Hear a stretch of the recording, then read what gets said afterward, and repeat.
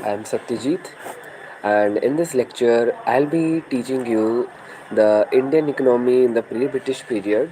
What was the structure and organization of our country? What was the main economy was the in India before the colonial rule? What was our industries, how the industries and handicaps are performing. All over, we will give an overview on this, that how the Indian economy was in the pre-British period. Okay, so let's go ahead.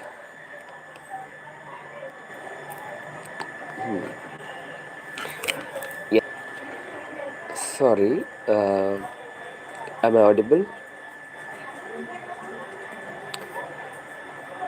Yes.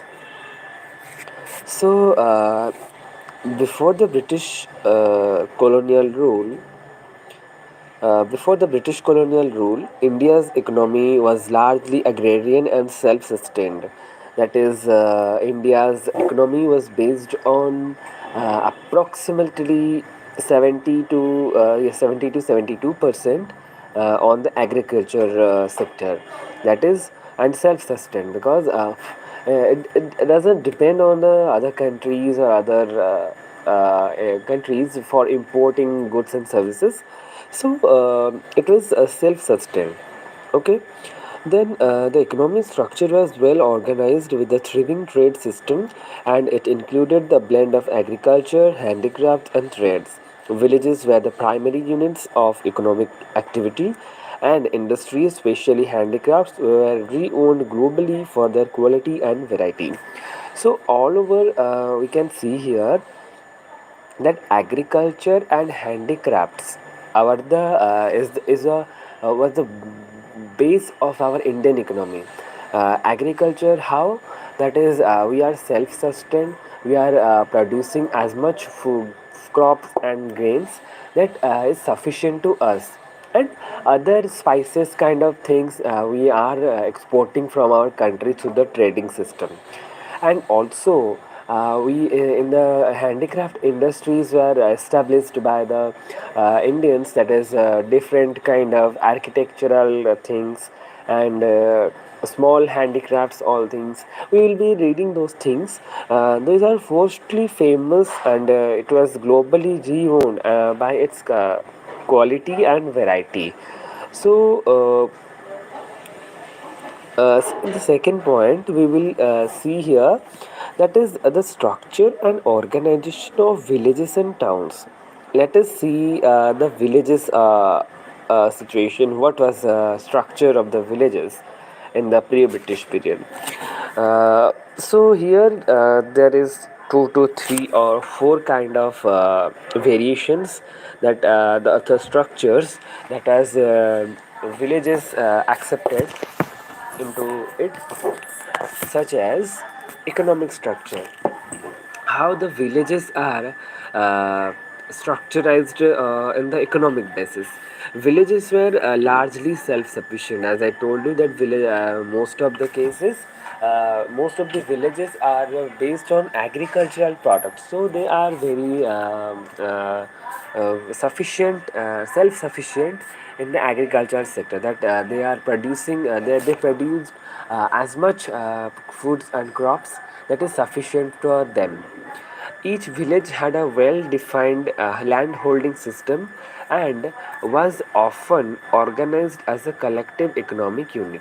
So, all the people have their own land rather than those who do not have also, but they are working in somewhere other lands, and they are getting sufficient of foods and crops for their livelihood. Okay, so all over the villages were largely self-sufficient. They are not dependent with other villages or other countries or other regions, that they are self-sufficient. Each village had a well-defined landholding system and was often organized as a collective economic unit. So economically, they are collected in a collective unit, as a they considered as a collective unit. Then village communities produced nearly all the goods required for daily needs. So there is nothing to explain more about it, because you can understand these things. Minimizing the dependencies on external sources. So economic structure was like that. The villages were mostly self-sufficient, and they have a well-defined landholding system, and they produced community. The village communities most produced goods required for daily needs, minimizing the dependencies over the external sources. Coming to the land ownership, land was either owned by the community or a village head, that is called as jamindar, or by individual peasants. In this section, that is economic structure, in this sector, you can see here the land ownership, that is it was owned by the community or village head or by individual peasants. Then the Jamindar collected land revenue on the behalf of the state and a crucial role in the village governance. So, in the pre-British period, there is a kingdom was established. Some villages are ruled by kings. Kings were hired the jamindars to collect some land revenue on behalf of the state. So the jamindars collected the land revenue on behalf of the state and had a crucial role in village governance. So they oftenly govern the village peasants and all other things. So these 2 points, I think there is no doubt on these 2 points, because we will go through a summary in the last about all these concepts. Then number third is agricultural practices. Agriculture was a primary occupation, you know that, with the focus on crops like rice, wheat, cotton, and various pulses. Farmers relied on the traditional techniques, and crops rotation was predicted to preserve soil fertility. We are in that period, although they are not using modern technologies for producing crops and grains, but they are good scientists. They are very good scientists, because they know how they use soil in an efficient way. They know that the crop rotation was predicted to preserve the soil fertility. They know how to use soil, and they are a good soil researcher also. Then it was agricultural practices.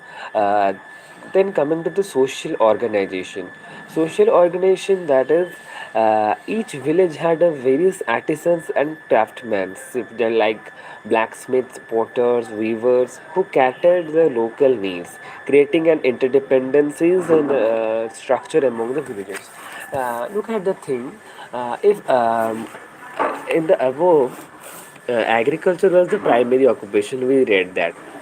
Okay, so not all the persons are engaged in the agriculture sector. If all are farming, only producing foods, grains, so what about the other things? Are they are not wearing clothes? Are they not using other things like utensils? All of the are not they using ornaments? So who are producing those? So that came to the various artisans and craftsmanship, that is, those who are doing handicraft products, like blacksmiths, potters, weavers, who created local needs, creating an interdependent structure among the villagers. Okay, they are producing pots, and they are weaving the cloths, and they are making goldsmith, blacksmiths are there, who those are producing various daily use goods, and that is in a very interdependent structure, creating an interdependent structures among the villagers. Then community life. The caste system has also played a role in the division of labor within the villages. We know that Indian economy, in India, there is a caste system. Okay, there is a four major castes are there. So the village community was based on and So caste system is also exist in that period. So that creates a division of labor within the villages, determining the specific occupational roles. Okay, specific occupational roles such as those who are Vaishyas, and there are four major castes. The Brahmins. Brahmins are mostly engaged in the occupation of teaching and worshipping gods and kind of thing, ruling or governancing the people and all those things. And kshatriyas, they are engaged in this in the war, and they are protecting the people. Most of the cases they are protecting the people from enemies and all those things. They are great leaders also. And leader also. Then coming to the third, Vaishyas. Vaishyas are the who are engaged in the trade and commerce. The people, they are producing more so much goods and services and providing them and providing to the people. And Shudras are working the menial works like that. They are the four major caste majority systems was followed in the existing period. So, determining the various occupational roles, there is a strong community life and a sense of their shared responsibility among the members. So, we will go through a very short summary, that is, at sorry, yeah, before the British colonial rule, India's economy was largely agrarian and self-sustained. The economic structure was well organized and thriving trade system, and it included a blend of agriculture, handicraft, and trade. Villages were the primary units of economic activities, and the industries, especially handicrafts, owned by the globally in their quality and the variety. So the structure of the villages, like economic structure is there. In the economic structure, the villages are very self-reliant, and they had a well-defined land-holding system, and all the goods required for daily needs they produce those things and minimizing the dependency over the external sources. Coming to the land ownership, the land is either owned by the community head, that is called as Jamindar, or the peasants, individual peasants. The Jamindars collected the land revenue in the authority of the state. Okay, on the behalf of the state, and they also govern the people about the land. Then agriculture practices. And the agriculture is you know that agriculture is 72% of the population was based on the agriculture. Okay, so it was focused on the crops like wheat, rice, cotton, and various pulses. Farmers are relied on the traditional techniques, and crops rotation was practiced by, they are a good scientist also. That's why the crop rotation was practiced by preserve the soil fertility. Then social organization was like that the each village had a various artisans as craftsmen who create the local means and creating the interdependent structure among them. Then the community life is also based on the caste system. That is the main point is the caste system. And the caste system makes the division of labor in the villages determining the specific occupations among them. And there is a strong community life and a sense of shared responsibility among the village members. So it was a very vibrant economy in that case. Now coming to the towns, wow, what are the structures of towns in the pre-British period? Okay, so it is the towns, trade and commerce centers. Okay, actually I do not have a pencil, so I am highlighting this through the selecting this text. Try to understand. Okay, so towns, trade and commerce centers. So trade, what is the trade? Trade is called as Banij, and Vyapar is called like that. Trade and commerce centers, towns were the economic hubs. Excuse me. Facilitating the trade within the country and internationally, primarily in the coastal and the riverine region. So those town, how the town creates like that, those areas of the coastal areas and the riverine area regions are near to by the rivers. So the towns create in that sections.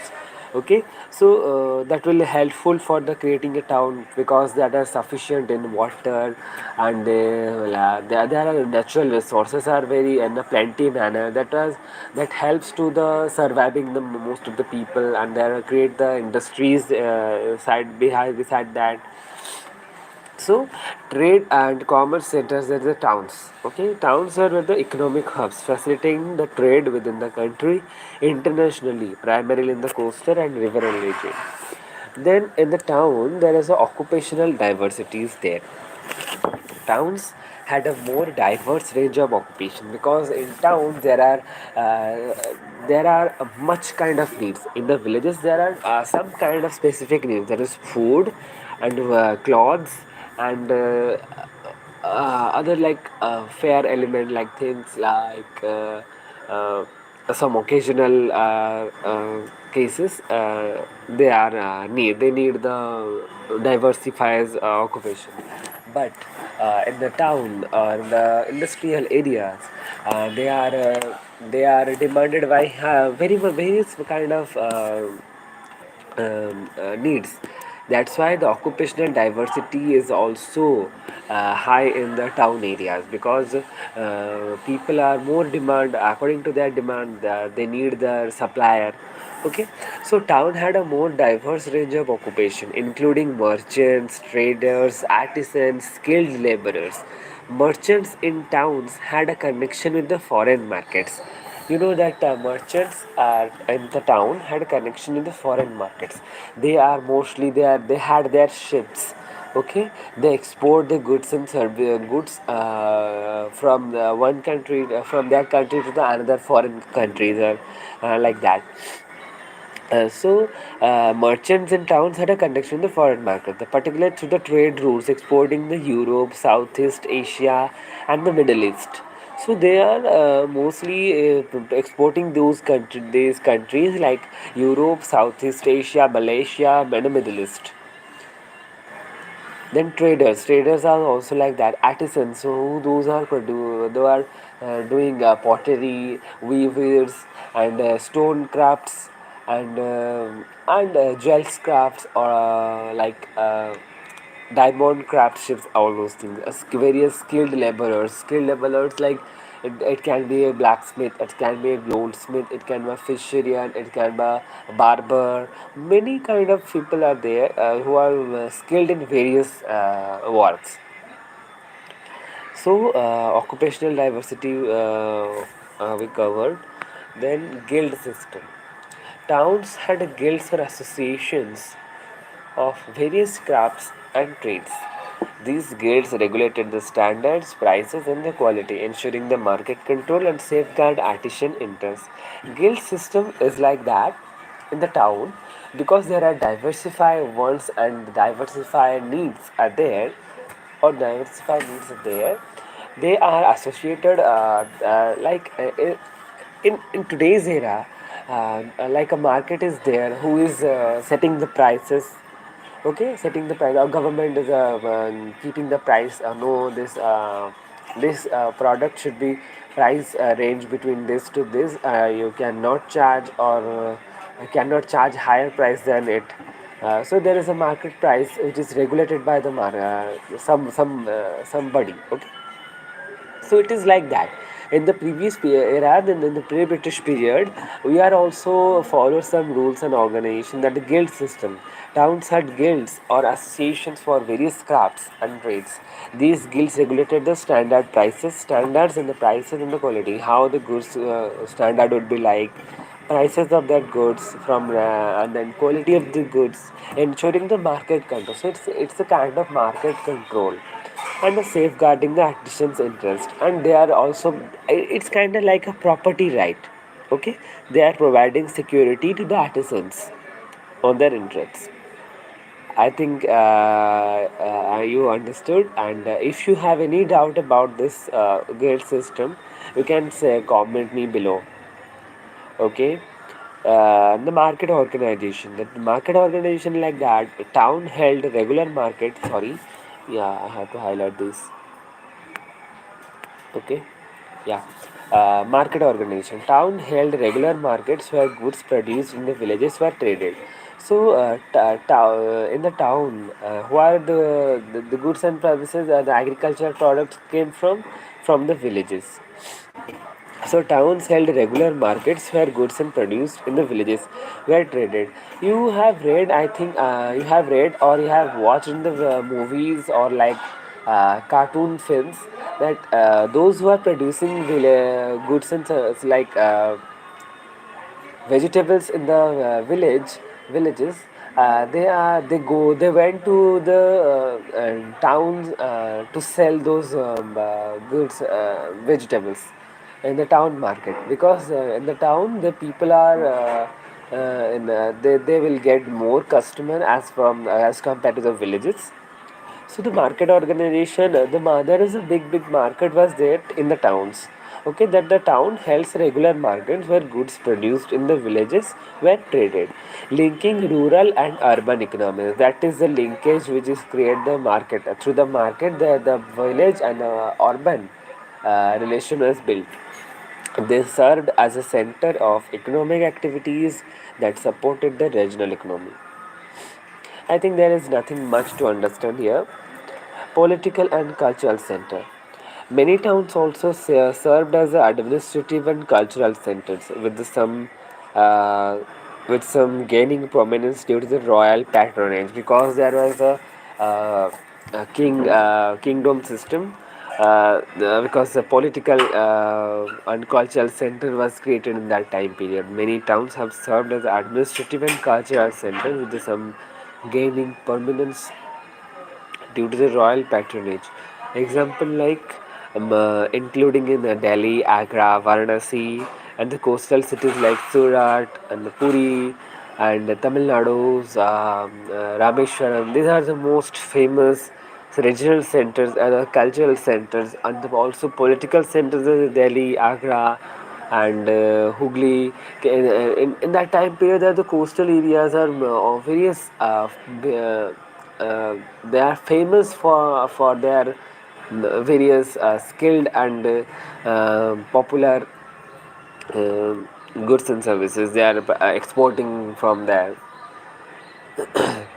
So we will go through quickly what was the town's structure, that is trade and commerce center, because towns are the economic hubs facilitating the trade with the country internationally with the coastal and riverine region. Occupational diversity is also there, that is various occupation, because there are diverse range of wants. To meet this diverse range of work, the people more skilled labor artisans are created in that time period, and they are most diverse range of occupation, including merchant, trader, artisans, skilled laborers, merchants. In towns had a connection with the foreign markets. Guild system is the market regulating factor. It is a market regulating system that is safeguarding the artisans. Market organization was like that. The market was a link, creating a linkage between the rural and urban economies. Then the last one is the political and cultural center, that many towns serve as the administrative and cultural hubs, that is gaining prominence with royal patronage. Example like Delhi, Agra, Varanasi, and coastal areas like Surat.